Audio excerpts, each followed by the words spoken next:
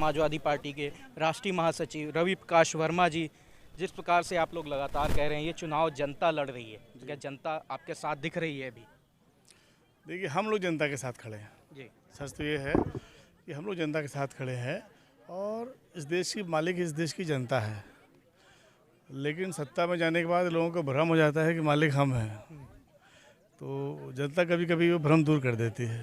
अभी हमने जो यहाँ से कैंडिडेट हैं समाजवादी पार्टी के विनय तिवारी जी, उनसे बात करी तो उन्होंने प्रशासन पे आरोप लगाए। उन्होंने एक वाकया बताया भी कि रसूलपुर में हमारे जो पूर्व प्रधान थे उनको, तो इस पर क्या कहना चाहेंगे? प्रशासन का रुख क्या आपको निष्पक्ष नहीं लग रहा है? देखिए, मेरा मानना ये है कि निर्वाचन आयोग का स्पष्ट निर्देश है कि वोटर को कोई दिक्कत उलझन नहीं होनी चाहिए। लेकिन अब क्या होता है कि जो बीजेपी के साथ राजनीतिक, चूँकि सरकार में है ना, तो उनके कुछ राजनीतिक कार्यकर्ता हैं जिनको अपनी कारगुजारी दिखाने के चक्कर में कि हर हाल में पोलिंग जितानी ही है, वो दबाव रहता है उनको। और वो लोग जो है पुलिस कर्मचारियों के साथ मिलकर मैनिपुलेट करके हमारे लोगों को प्रताड़ित करने का प्रयास कर रहे हैं। लेकिन इससे हम लोग हताश नहीं हैं। अगर पुलिस जितना ज़्यादा जुल्म करेगी, जनता उतना ही टाइट हो जाएगी। जिस प्रकार ने बीजेपी ने अपना पूरा कैबिनेट गोला में बसेरा कर दिया, जिस प्रकार से उनके लगातार मंत्री गांव में टहल रहे हैं, प्रचार कर रहे हैं, इससे क्या फ़र्क पड़ेगा वोटर्स पे यहाँ के? देखिए, वोटर्स को पता लग गया है कि चाहे मुख्यमंत्री टहलें चाहे मंत्री टहलें, उनकी समस्याओं का समाधान नहीं है उनके पास में। गन्ने का पेमेंट अभी तक नहीं हो पाया। जी, वही मुद्दा है। धान की स्थिति बहुत ख़राब है। थानों में उत्पीड़न होता है। मतलब इनके जो बीजेपी के जो पदाधिकारी कर्मचारी हैं, वो सारा का सारा शासन पुलिस के माध्यम से कर रहे हैं, जनता के बीच में नहीं जाते वो। तो वो जो उन्होंने कारोबार चला दिया है इस चीज़ का, कि उससे पब्लिक उत्पीड़ित हो गई है। अगर हम बात करें, पिछले लगभग 8-9 महीने पहले ही चुनाव हुआ, मुद्दे यही थे, लेकिन हमारे वहाँ के मुख्य मुद्दे गन्ना पेमेंट, यही सब मुद्दे थे। लेकिन उसके बाद भी बीजेपी को 8 सीटें मिली। आज हमारे क्षेत्र में गोला विधानसभा में फिर से चुनाव आ रहा है, तो क्या लगता है कि जो बीजेपी जिस प्रकार की राजनीति करती है, उन पे ये मुद्दे, जो अभी मुद्दे हैं किसानों के मुद्दे, ये क्या हावी होंगे इस पर? देखिए, ये जो बीजेपी दिखाई पड़ रही है, ये वो बीजेपी नहीं है जिसको दीनदयाल उपाध्याय जी ने चलाया था या अटल जी ने चलाया था। ये बीजेपी का नवीनतम संस्करण है। इसमें मूल रूप से 4 लोग हैं। मोदी जी हैं, अमित शाह हैं, अंबानी हैं और अडानी हैं। इस बात को पूरा हिंदुस्तान जान चुका है और ये लोग बहुराष्ट्रीय कंपनियों के लिए काम कर रहे हैं और विश्व बैंक इनका रेगुलेटर बना हुआ है। सारी नीतियाँ, चाहे कृषि संबंधी हो, चाहे उद्योग संबंधी हो, चाहे आपके मानव संसाधन संबंधी हो, वो सारी की सारी नीतियों में कहीं ना कहीं से जो इंटरवेंशन हो रहा है वो वर्ल्ड बैंक का हो रहा है। ईज़ ऑफ डूइंग बिजनेस चल रहा है, ईज़ ऑफ डूइंग फार्मिंग नहीं चल रहा। बात समझिए, ये सरकार जो है ईज़ ऑफ डूइंग बिजनेस के लिए काम कर रही है, ईज़ ऑफ डूइंग फार्मिंग के लिए काम नहीं कर रही है। तो किसान उपेक्षित है, परेशान, सताया हुआ है, उसका पैसा मारा जा रहा है। पिछले साल धान की खरीद में 400-500 रुपये कुंटल की कुंछी मारी गई थी। तो ये खबर फैली थी कि 250 रुपया विधायक ले रहा है और 150 रुपया SDM ले रहा है। यहाँ विधानसभा तक शिकायतें हुई, लेकिन कुछ नहीं निकला उसमें से, सब दबा दिया गया मामला। लेकिन लोग तो चोट खाए ना। अब अगर सरकार जनता के द्वारा बनाई गई थी, तो उसको तो जनता की बात सुननी चाहिए थी ना, कि भाई आखिर कौन चोरी कर रहा है इनसे, कौन पैसे मार रहा है इनसे। बात समझ रहे हैं? तो होता क्या है कि एक आध दो को छोड़ दीजिए, मुझे तो यकीन है कि जितना बीजेपी का विधायक है सब प्रॉपर्टी डीलिंग में, प्लाटिंग में और बालू खनन में लग चुका है। उनसे कोई पूछा जाए कि तुमने विधानसभा में पब्लिक के लिए कैसे तुमने सरकार की फंक्शनिंग को ट्रांसपेरेंट किया।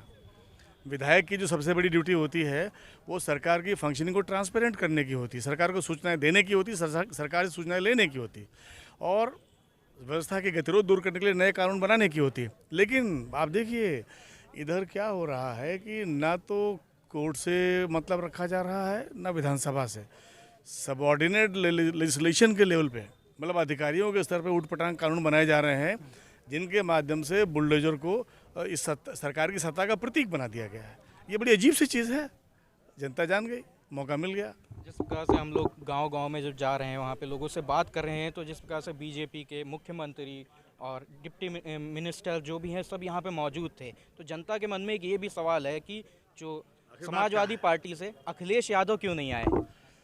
देखिए, अखिलेश यादव की ज़रूरत तब पड़ेगी जब हम लोग हार जाएंगे, जब फेल हो जाएंगे। मैं बता रहा हूँ आपसे, मुख्यमंत्री 2-2 बार यहाँ पर आया है और जनता के इश्यूज़ को एड्रेस नहीं कर पाया है, तो पैनिक तो उनके दिल में होना चाहिए, हमें तो कोई पैनिक है नहीं। बात समझ रहे हैं? हमें कोई समस्या भी नहीं है, हमारी जनता ने हमारी कहा ही नहीं कि उनको पकड़ के लाओ हमारे पास, कहा ही नहीं। वो जानती है कि अखिलेश जी लड़ रहे हैं। याद करिएगा, 1.5 साल तक हमारे काश्तकार बॉर्डर पर पड़े रहे, वो 3 कानून वापस नहीं हुए। जिस दिन अखिलेश यात्रा ने गाजीपुर से यात्रा निकाली और मोदी ने देखा कि रात को 3-3, 4 सुबह 4 बजे तक लोगों ने लाखों की तादाद में इंतजार किया है, अगले दिन 3 कानून वापस हो गए। अगर ये सीट समाजवादी पार्टी जीत जाती है तो जो हमारे क्षेत्र के किसान हैं, जब वो सबसे ज़्यादा परेशान है बजाज चीनी मिल से, क्योंकि यहीं का जो पेमेंट है सबसे ज़्यादा लेट हो रहा है, तो समाजवादी पार्टी किस प्रकार से उनके लिए कार्य करेगी, क्या रणनीति होगी? देखिए, समाजवादी पार्टी सरकार को रास्ता बताएगी कि अपनी अहंकार और जड़ता को छोड़ो, फैक्ट्री वालों से बात करो और किसानों की नई फसल आ रही है उनको उसका मूल्य दिलाओ। एक बात सुन लीजिए, जिस तरीके से बड़ा उद्योगपति हिंदुस्तान छोड़ के भाग रहा है, अगर बजाज भी भाग गए तो तब क्या होगा? भाई सरकार की जिम्मेदारी है, ये लोग इतना इंतज़ाम करते हैं, बड़े बड़े उद्योगपतियों को बड़े बड़े लोन दिलाते हैं, फिर वो देश छोड़ के भाग क्यों जाते हैं?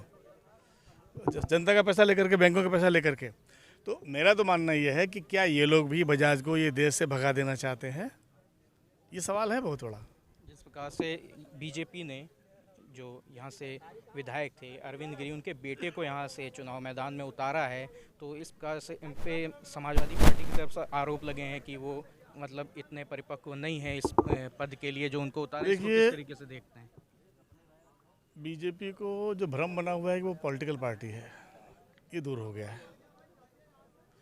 देखिए, अगर पॉलिटिकल पार्टी होती तो इनके जो राजनीतिक लोग हैं, जो जिन्होंने पूरा जीवन लगा दिया है आरएसएस में, बीजेपी में, उन पर भी विचार करती।